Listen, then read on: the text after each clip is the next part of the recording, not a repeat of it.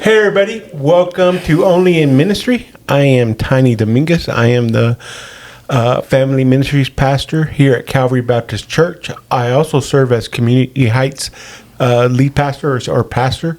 So I'm excited to come back. We took last week off, Easter week, not really intentionally, just our schedules were so busy and so many things going on. We just felt it was best to focus on the church and our what we were doing. So we did missed y'all being on the podcast with y'all, but I'm very grateful y'all are here.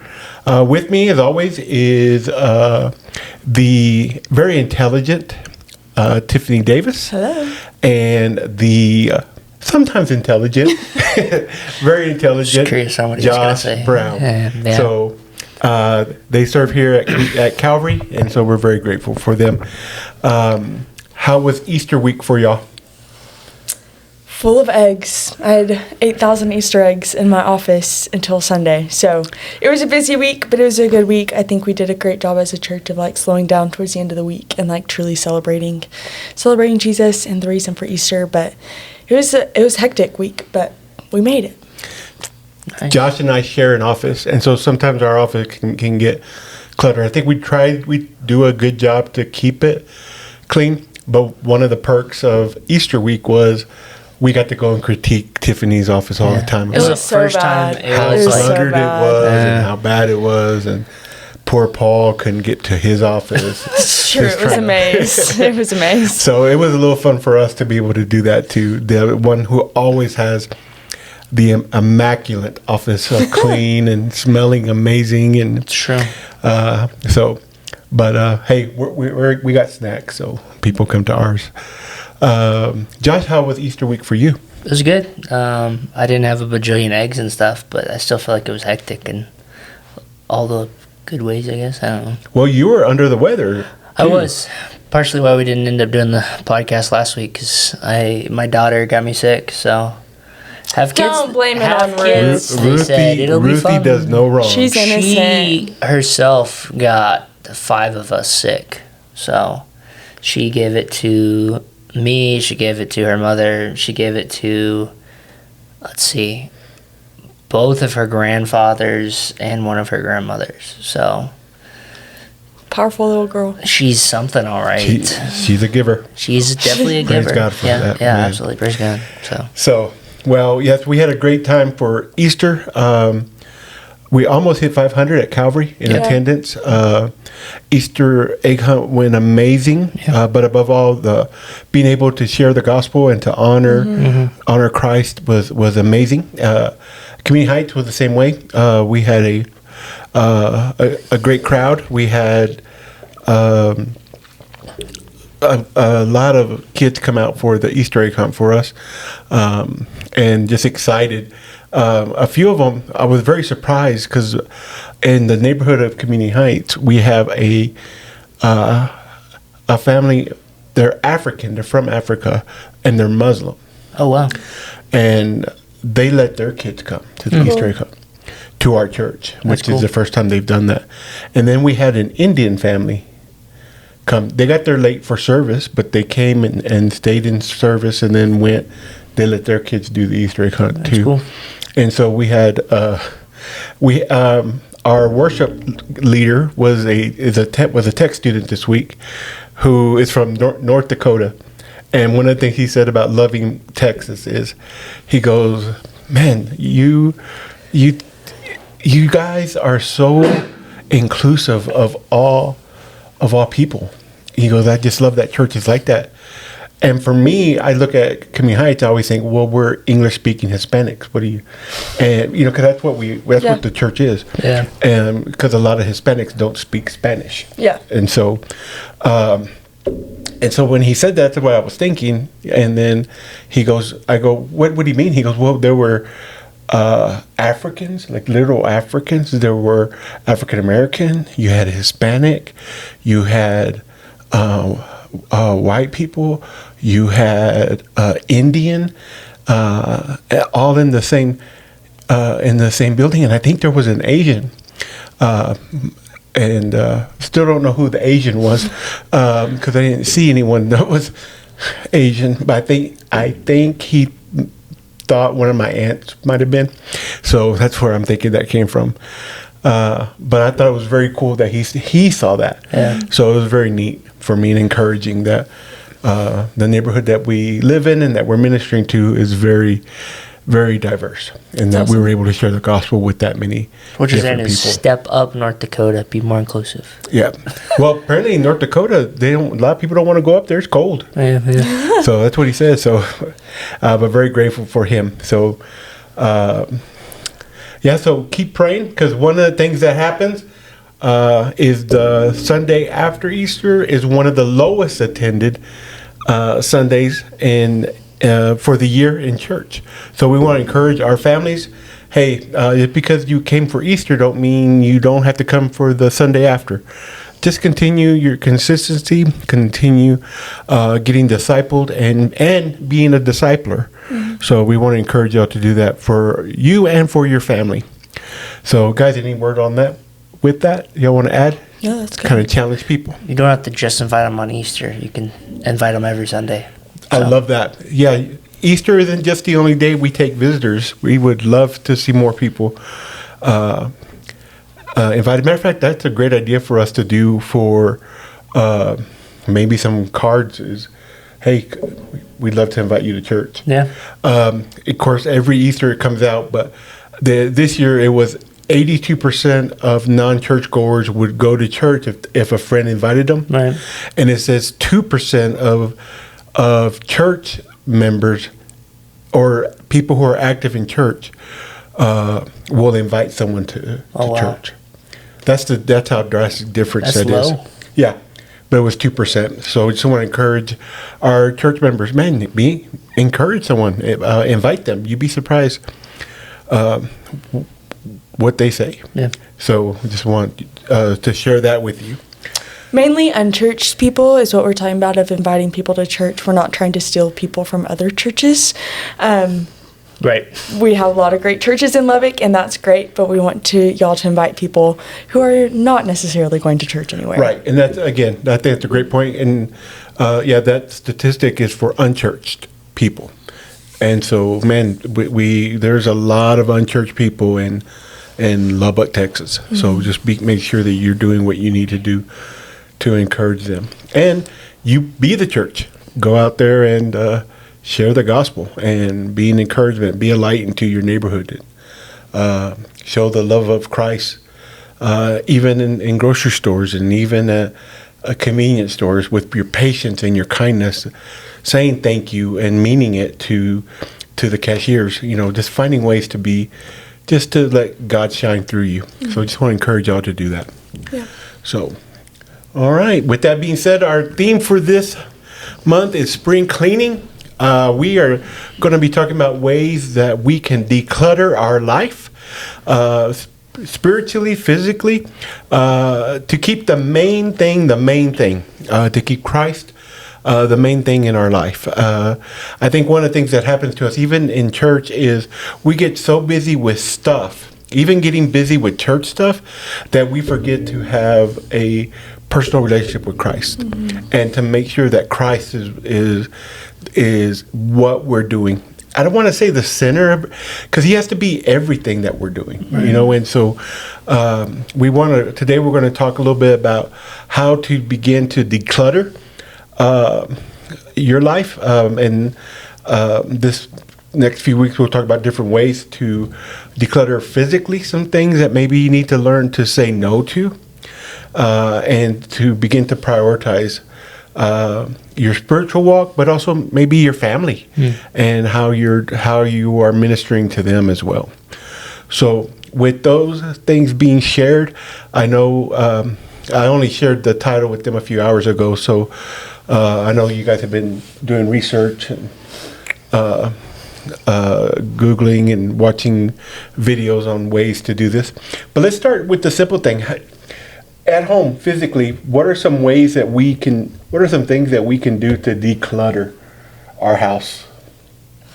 I think the word that kept coming to mind this afternoon for me is prioritize, and you already said that, but like that just like kept coming up, like even like in our spiritual walk, but also just like prioritize. Like if my room feels cluttered, I want to be able to prioritize the thing that I know that I need in there first, not the things that like I may want to add in later. So like the first thing is prioritize of like what are things that you know that you need, and what are some things that you know like it's going to be okay if I let go of this. Like my life is not going to fall apart, and like making decisions based on that. Love that, because I think that's a very important thing. What are some things that are important, and be realistic? Yeah. Because there's some things that we're like, well, my family, whenever in the past, whenever we've done garage sales, where we do them because they want to declutter, they want to get rid of stuff, and that's the main reason, not to make money so much, but to get stuff out of the house. But it's amazing how when I start making a pile of things, the different people will come and say, like my sister or my cousin will be like, oh, I was going to keep that. Well, I was going to use that.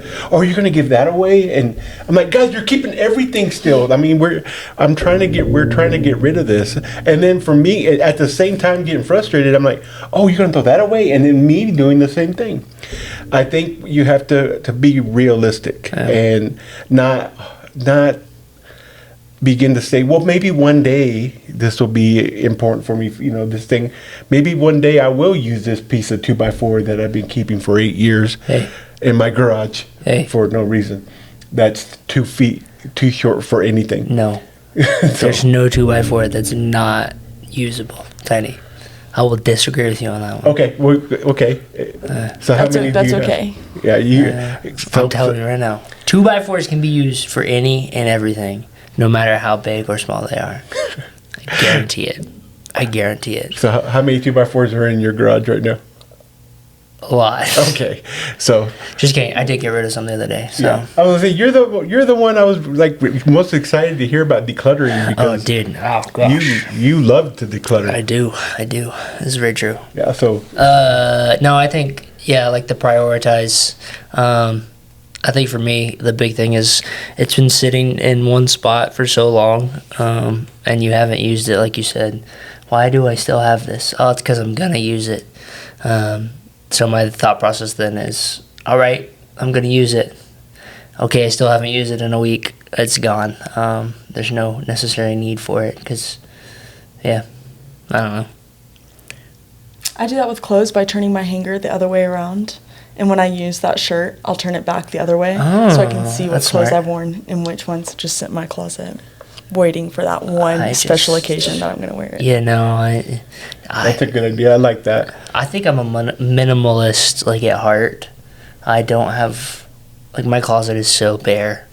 I have probably a dozen pairs of shoes and that's it. Like I just don't keep, I don't know. I also just don't buy things. I think is also part of, I don't have to declutter if I don't buy it to begin with. So, and for him, it's not a priority. I think I like the analogy of doing the clothes like that because, man, I have a lot of shirts that I haven't worn. And I look at my closet and I'm like, okay, I know I need to declutter. I know I need to get rid of some of these shirts. And then you start going through them and you're like, wait, but this one's so nice, or it's so. But yeah, I think that's a good way to look at it. And if it's not turned the right way, then I know I haven't used it. So, man, that's why she's sharp. So I really like that. What are some other tips? Prioritize. Be realistic with that. I think what Josh said, man, be a minimalist, have that mentality. I think you have to be intentional about like when in that situation, like what you're buying. Are you buying it because you want it, or are you buying it because you need it? Because later on down the line, it's like, oh, I bought all this stuff that I wanted. Now I've got to figure out how to declutter it. Whereas if I just buy the things I need, then later on down the line, it's like, oh, I did use that. It was good use. Now I'm ready to move on and get something else, type of thing. And also, I think the other part of that is just because it's on sale don't mean you need it. I don't know about that. That's hard. It's hard. It is. I mean, because I love to brag about how much I saved on something. I am a sucker for a sale too. Yeah. So I understand that. I mean, last week, Corey bought a miter saw, a table saw. He bought is a miter saw. Miter saw that he bought for the mission trip when we go on mission trips because they have to borrow one, and this one was more portable and easier for us to use it when they go on mission trips. And when we saw he bought it was also on sale. When Josh and I saw how much it was, immediately we were like, "Dude, I want to go get one." And then I was literally about to leave to go to the store to get one, and Josh said, "When am I ever going to really use it, though?" I already have one. I was like, "Why'd you have to make sense, Josh? I don't need that." I was about to go and make a purchase of money that I could spend on something else, Yeah. But because I wanted to, because I mean, he got a great deal. It's a great deal. And so, I mean, that's just one thing that I thought, man, you know what? It'd still be in the box if I had it. So, yeah, I think that's another thing too. Just because, and then the next part of that I think is don't feel like you have to keep up with other people. Yeah, very true. Man, I think that, and that'll go into some other things that we talk about with our time and with our value of stuff with things. But I think a lot of times we do try to keep up with people, and because we try to keep up with the way we see other families doing things, we think, well, we need that too. Well, we need to have that. Well, we need to do this too. I can't tell you how many conversations I've heard in my life where if a neighbor's remodeling their house, all of a sudden another family will say, hey, the one I know will say, hey, you know what? We should look at remodeling too. Yeah. I've been wanting to do that for a while. And they're not at a place where they can afford it. Right. But because the neighbor's doing it, they feel like they can do it. And so they begin to try to figure it out. Things like that.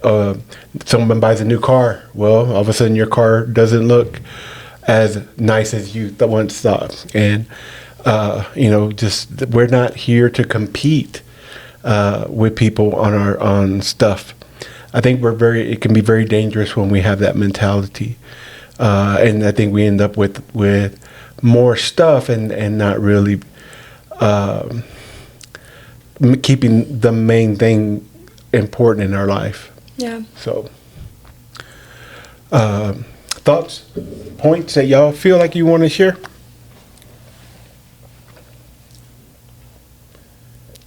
I think back on like prioritizing like what you think what you actually need, not what you think you need. I think like even just making a mental difference between needs and wants, and like how much is my life actually going to fall apart if I don't have this thing. Not saying that things are like necessarily evil in themselves, but if we're putting like my happiness is on the line if I get rid of this, or things like that. I think just like making sure that like we know what like our actual needs, and then things that we can add on top of that as wants.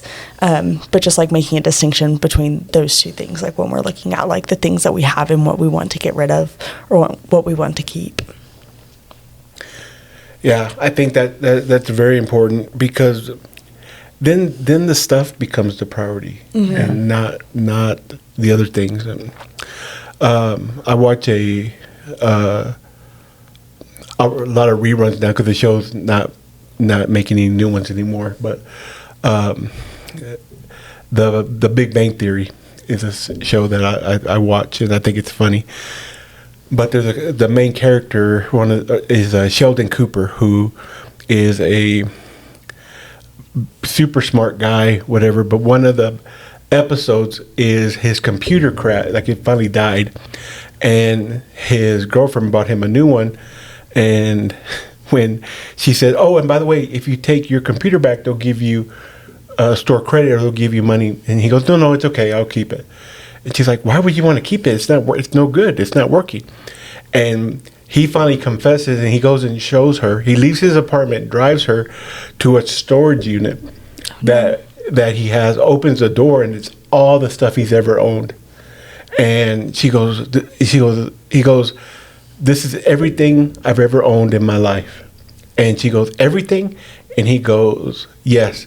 I even have a bag of used plastic Ziploc bags. That's how crazy it was that he was keeping his stuff. And I was thinking, as I was watching, it's a funny episode, and I was watching that and laughing through it. I thought, man, how real is that? How many of us have storage units that have stuff in it that we haven't seen in years, but we're paying $100 or $125, $150 a month for people to keep our stuff? And so, I mean, if you're not careful without being strong enough to declutter and make prioritize things in your life, you begin to have these storage things, and they begin to take away from you, like the way storage units do financially for some people. It can begin to take away from you spiritually, and because you haven't decluttered, you have so much stuff, you become too busy for even God. A quote I remember is, if you're too busy to make time for God, then you're more busy than God ever intended for you to be. And I that's always been on my mind whenever I'm doing stuff. Am I too busy for God? Not God's things. Again, because I think sometimes we try to justify being busy with doing stuff at church or being in ministry, but with my time with God. Yeah. How am I doing with that? And maybe we need to learn to prioritize and make that make Him our everything. So, Tiffany, when you were talking about prioritizing, you used the example of our room of a bedroom.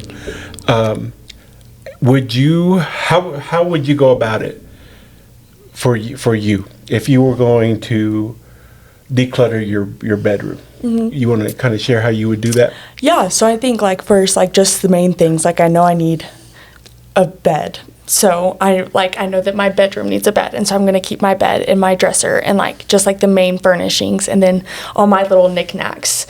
Then I would go through those and go through first, what do I actually need in this bedroom? What is serving an actual purpose? My bed, my dresser.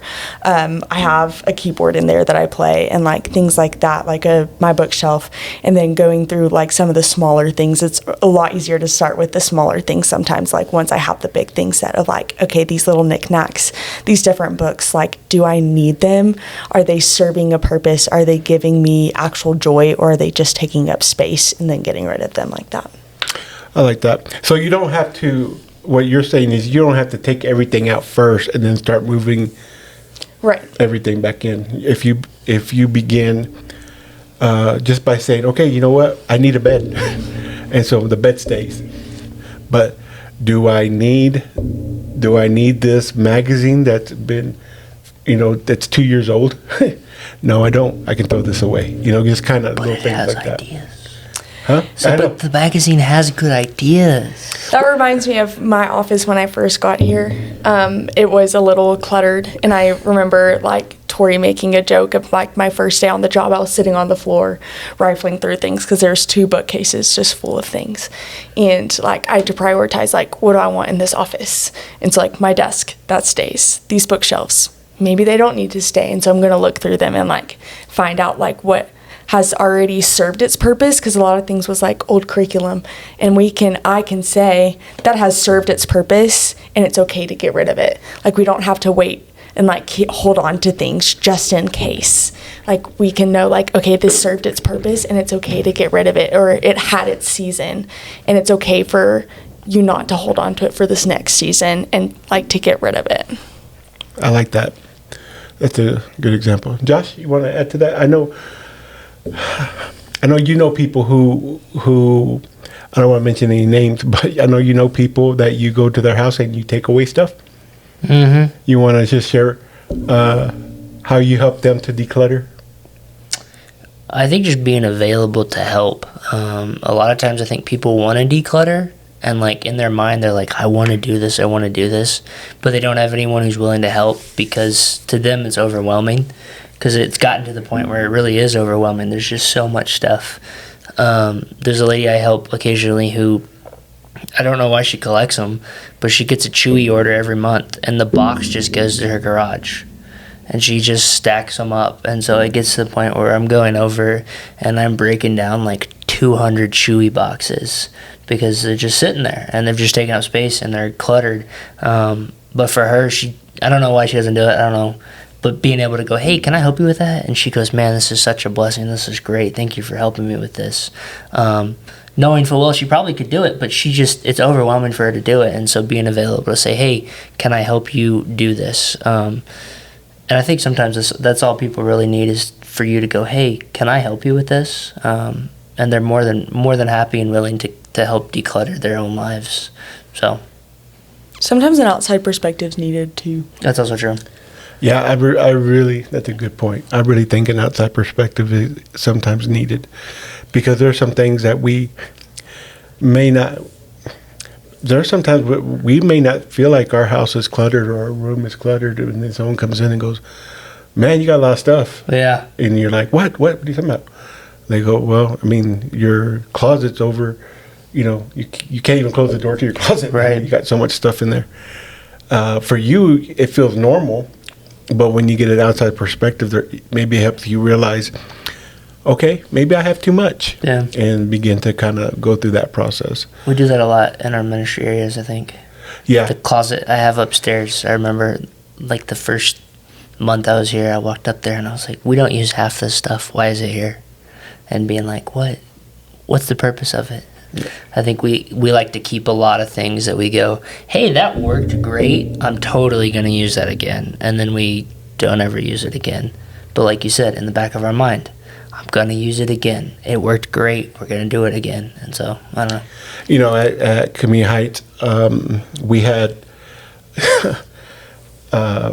plastic flowers, a floral room that we would, and it was actually from the church before, but we had two ladies that were very vocal about keeping it. Yeah. And well, they were gone for a few weeks. They had gone following their kids on baseball stuff. So during those weeks, I cleaned out that closet. And we cleaned it out and threw stuff away and never heard anything about it. I don't even know if they ever opened that closet to see what flowers, because we never put them out. Right. And they were old. They weren't attractive at all. Yeah. But they didn't want to get rid of them. But when they were gone, the people who were trying to hold on to them didn't even notice that they were.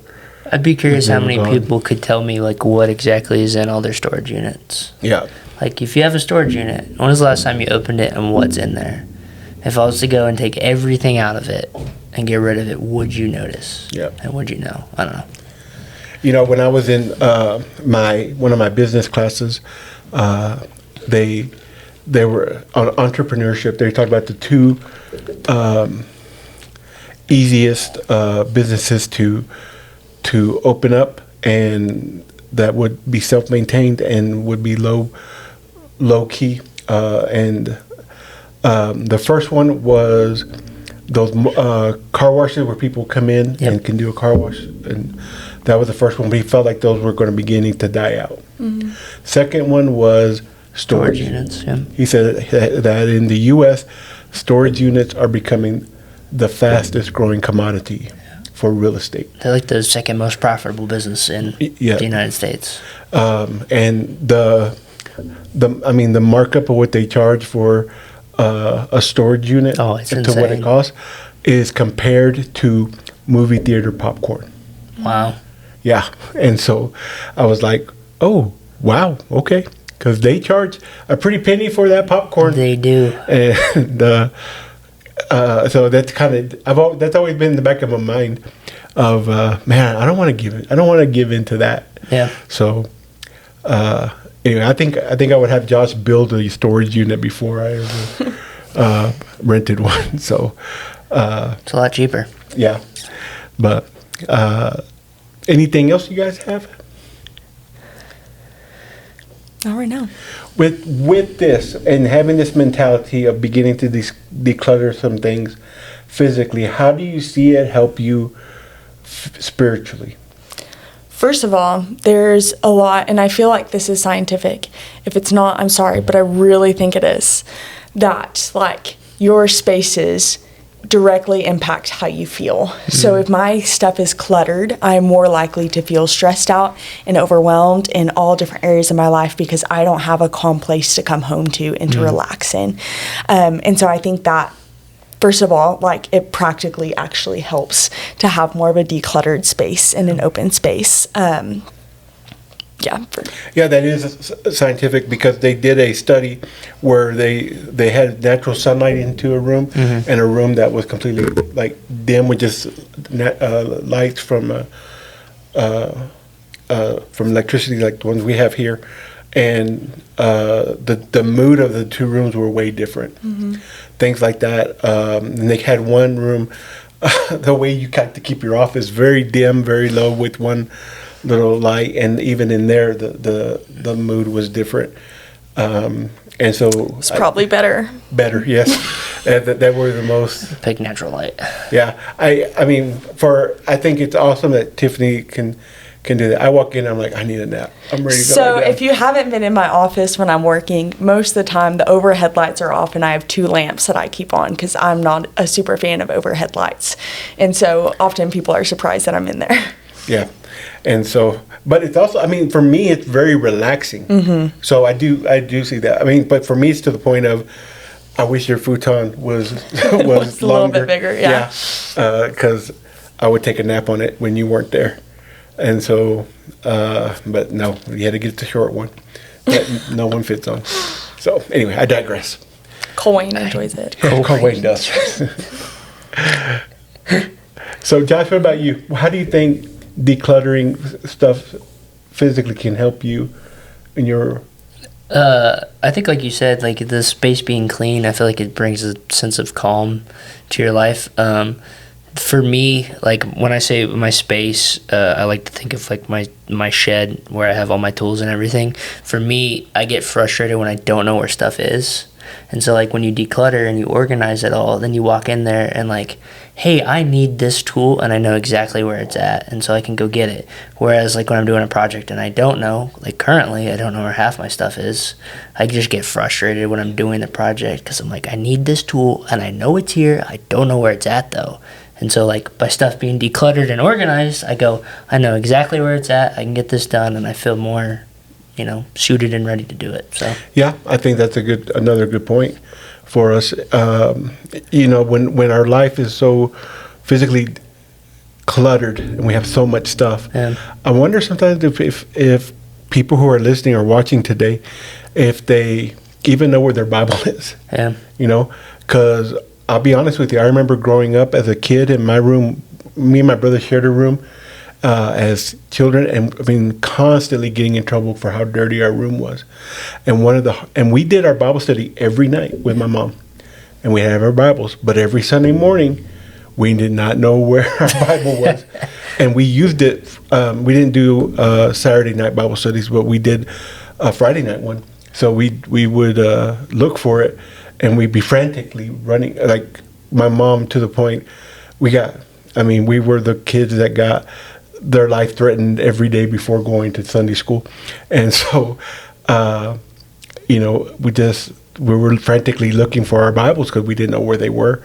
And if our room was organized and clean, it would have helped. And I remember so many times when we would clean, when my mom would make us clean, and my mom would supervise our cleaning, because there's a difference when a 9-year-old or 10-year-old, I'll say I was 10, my brother's 8, when we're cleaning the room to our satisfaction, than when my mom is in there making sure the room is clean to her satisfaction. And so I think one of the things that you need to realize in decluttering in your life is, how can I honor God with this?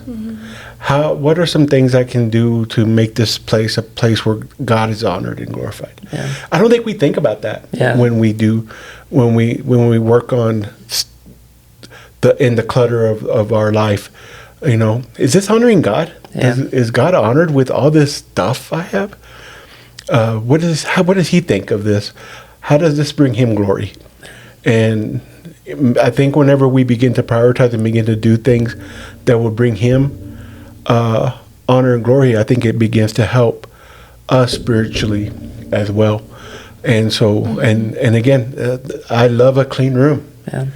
I love knowing where my things are. Right now, because of my schedule right now with school and with church, with Calvary, with Community Heights, with going to games, going to family things for their games, I just pretty much drop stuff off at home and find my bed and go to bed. One thing I do, I make my bed every day. Is I do that. So at least my bed's made, but my room needs to be decluttered. I looked at my table today and I was like, why is all this stuff on my table? And I need to go and begin to put things in their place and throw things away that are there. And so spring cleaning, I think it's something that we'll need to look at and look how we can do it to honor God. So with that being said, is there anything you guys would like to add? Y'all have had some really good points on today's episode. No. Today we're talking about decluttering physically, about beginning work on in your home to do it in a way to honor God. Next week, as we work on this, we'll be talking about how do we begin to declutter things in our life. Some of us are really bad at saying yes to everything, to where we have time for nothing. And so next week we'll talk about time management, how to honor God with that. And then we just kind of keep going through the month of April. Can you guys believe we're in April? I can't. I just took down the March calendar in the youth room, and I was like, I feel like I just put this up. Yeah. So Tiffany, just this is what it feels like being old. It feels like the months just keep going, They go and by the so years quick. keep going. And I was your age 2 years ago, and so anyway. With Pretty that, close. yeah, pretty close. With that being said, thank y'all for watching. If you liked our episode, make sure you click the follow button and the like button, and we'd love to hear from you. John Davis, we always appreciate your comments. It makes our day.